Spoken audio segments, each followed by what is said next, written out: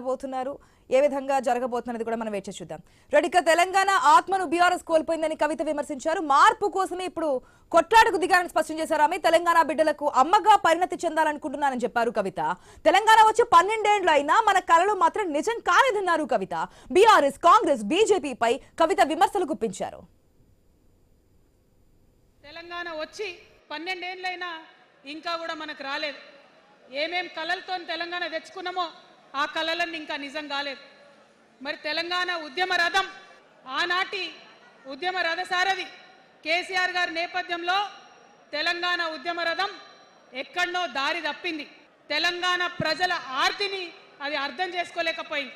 డెఫినెట్గా సామాజిక తెలంగాణ రథచక్రం అనేది విరిగి ముక్కలైపోయింది.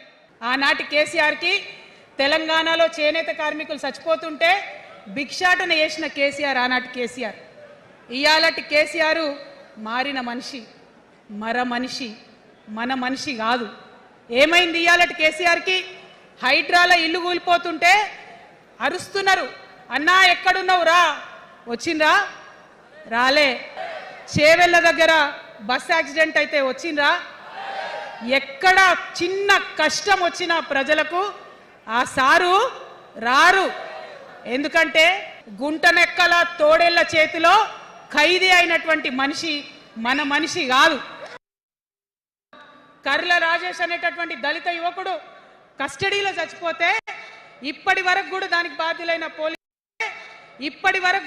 బాధ్యులైన పోలీసులను ఏం చర్యలు తీసుకోలేదు వాళ్ళ మీద. అందుకే కర్కోటకుడు అంటా ఉన్నాం, అందుకే హిట్లర్ అంటా ఉన్నాం.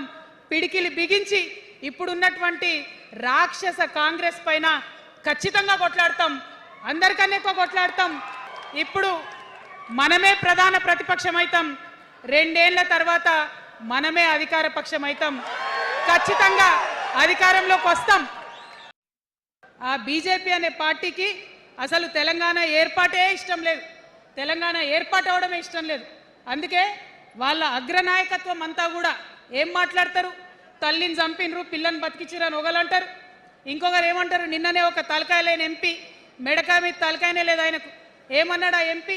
ఇండియా పాకిస్తాన్ విడదీసినట్టట, ఆంధ్ర తెలంగాణను విడదీసిరట. మరి వాళ్ళ అగ్రనాయకత్వం ఇన్ని మాటలు అంటుంటే మన ప్రాంతంలో ఉన్నటువంటి భారతీయ జనతా పార్టీ బానిస ఎంపీలు ఎవరైతే ఉన్నారో ఒక్క మాట కూడా వాళ్ళు మాట్లాడరు. ఫెడరల్ స్ఫూర్తికి విరుద్ధంగా రాష్ట్రం ఏర్పాటు అయిన తర్వాత 7 మండలాలు మనకి గుంజుకుంటే పార్లమెంట్లో పల్లీకులు ఇస్తారు కానీ ఆ ఎంపీలు ఒక్క మాట కూడా మాట్లాడరు.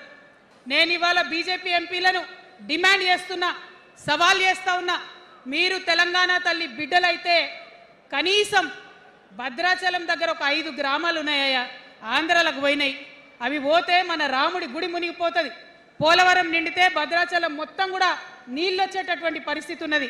మీకేమన్నా సిగ్గు ఎగ్గు ఉంటే తెలంగాణ తల్లి బిడ్డలైతే 8 మంది బీజేపీ తెలంగాణ ఎంపీలను ఛాలెంజ్ చేసి అడుగుతా ఉన్నా, ఆ 5 గ్రామాలను మీరు వాపస్ తెలంగాణకు పట్టుకరండి.